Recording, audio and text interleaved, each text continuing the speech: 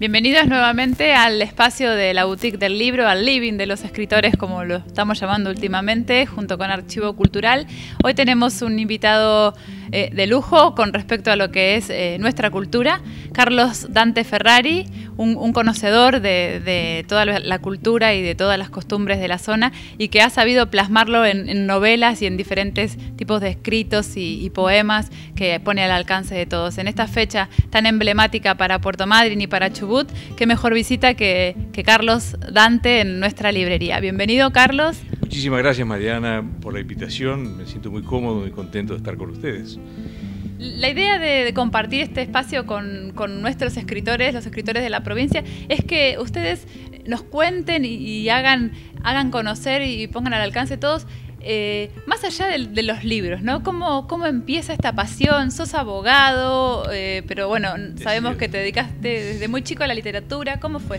Sí, me hiciste recordar algo, una frase que siempre decía don Héctor Tizón, nuestro tan admirado escritor. Él era juez y escritor, ¿no? Pero siempre fue antes escritor y más tarde fue juez. Y él decía que era por una cuestión de necesidad, que el juez le daba de comer al escritor y que el escritor alimentaba espiritualmente al juez. Bueno, a mí me pasó un poco, obviamente mucho menor escala, no vamos a comparar, pero bueno, yo me recibí de abogado y después fui juez durante muchos años hasta que me retiré. Y también la pasión por la escritura empezó mucho antes, empezó en la adolescencia. Como suele ocurrir en la adolescencia, uno se enamora, los primeros amores invitan a escribir poemas. Así que esos fueron los primeros intentos poéticos. Después empecé a participar en los Stedbod. Bueno, en los Stedbod tuve la suerte de ganar en 2 oportunidades la medalla de oro, que era el premio máximo, digamos, para la categoría juvenil. Y más adelante lo hice ya por la corona de plata que gané en 2 oportunidades.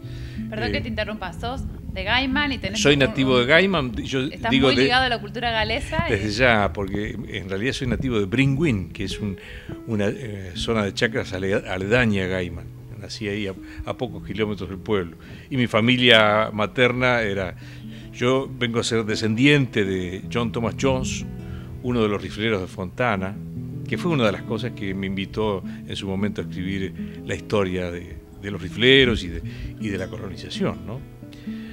Te puedo decir en relación a eso que yo durante muchos años me dediqué exclusivamente a la poesía. La narrativa no entraba en mis intereses como escritor, sí como lector. Siempre leí desde muy chico ficción, me gustaba muchísimo. Pero cuando quiso la suerte que fuéramos a Buenos Aires con mi esposa, yo fui a estudiar y extrañé muchísimo el valle, y eso me despertó la idea de escribir, porque es un choque muy grande el que se sufre de un pueblo tan chico como Gaiman a una ciudad como Buenos Aires, y me costó asimilarlo, y se me ocurrió que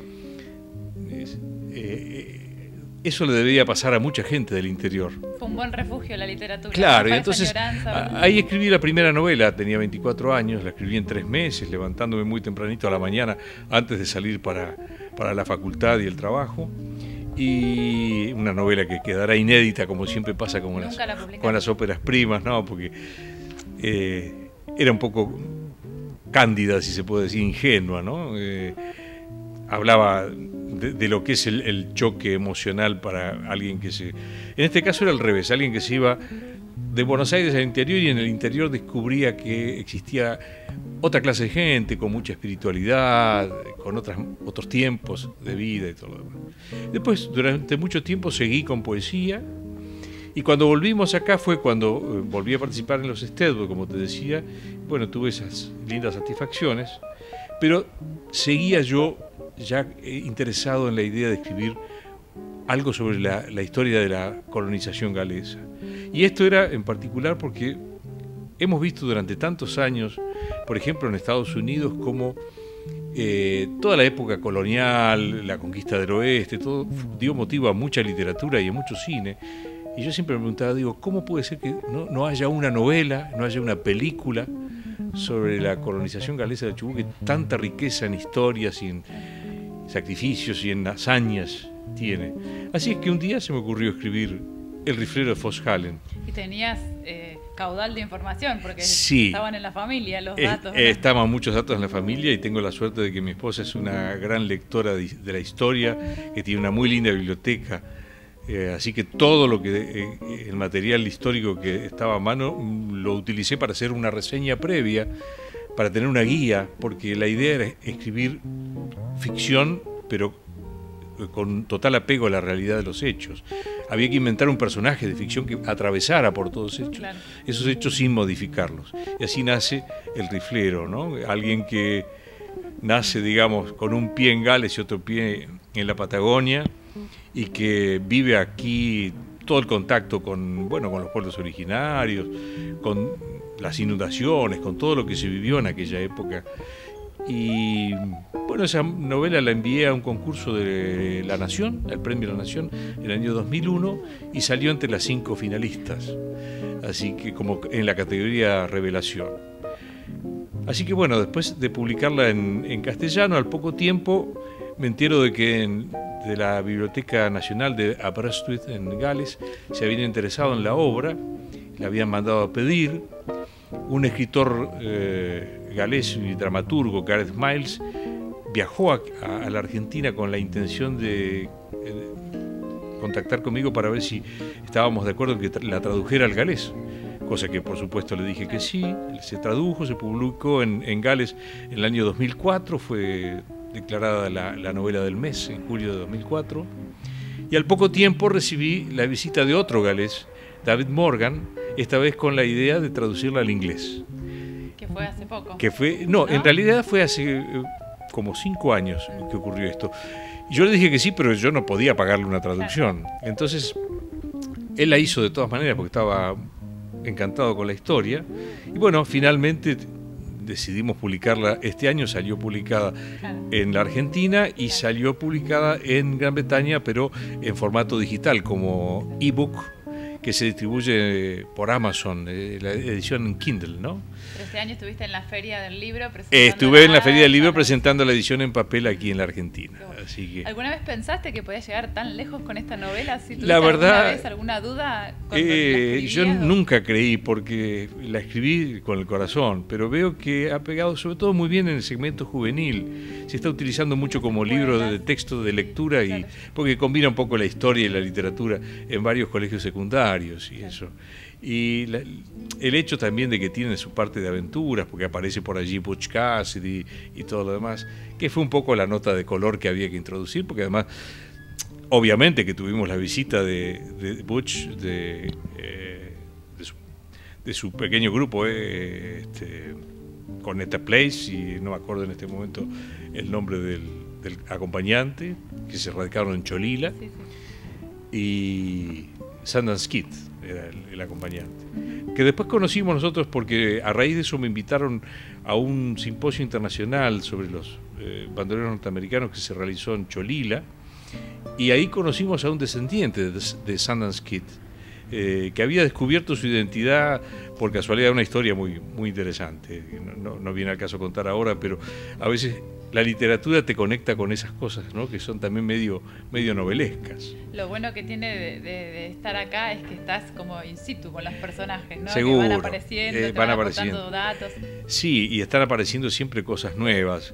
En realidad hay mucho material todavía por traducir y por dilucidar, porque había mucha gente que registraba sus memorias en libretas familiares, y también hay mucha correspondencia de pioneros galeses radicados acá que escribían y le contaban sus penurias y sus cosas, no siempre eran penurias, sus experiencias, digamos, ¿no? Y que muchas de ellas están en colecciones en la biblioteca de Aberystwyth, y muchas de ellas han sido traducidas.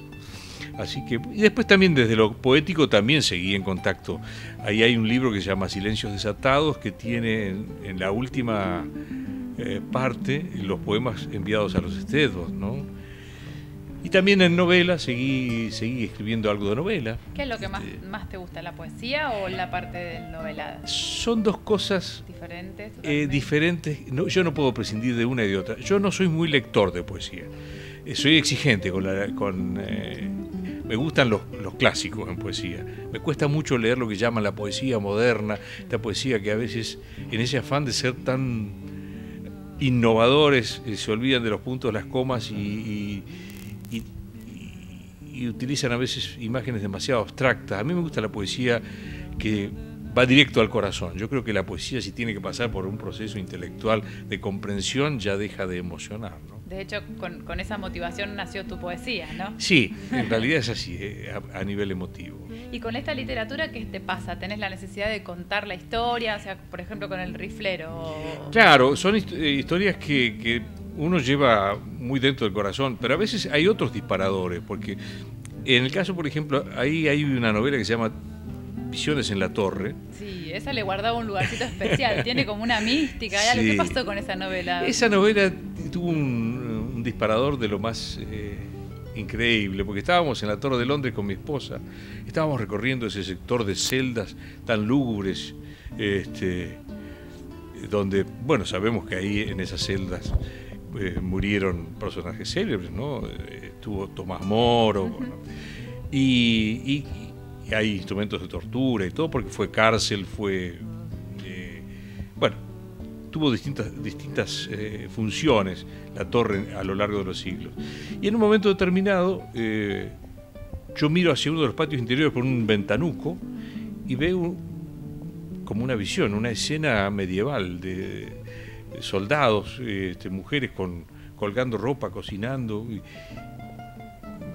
Me choqueó un poco y llamé a mi esposa para que viera lo que estaba viendo, y me dijo, ahí mismo me trajo la realidad, me dijo, es una representación, cosa que después comprobamos cuando bajamos a los patios. Pero esto de tener de pronto una visión dentro de un ambiente tan especial fue lo que motivó la escritura de esa novela, que también tiene...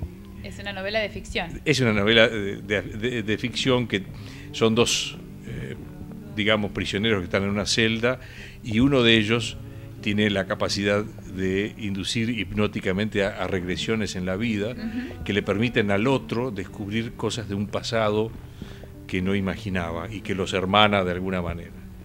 Cambio, Ritual de Siesta, que es otra novela, esa, a tu pregunta, también está vinculada con recuerdos infantiles de mi Gaiman, mi pueblo natal, cosas que pasaron, algunas que no pasaron pero que vienen a cuento. Claro.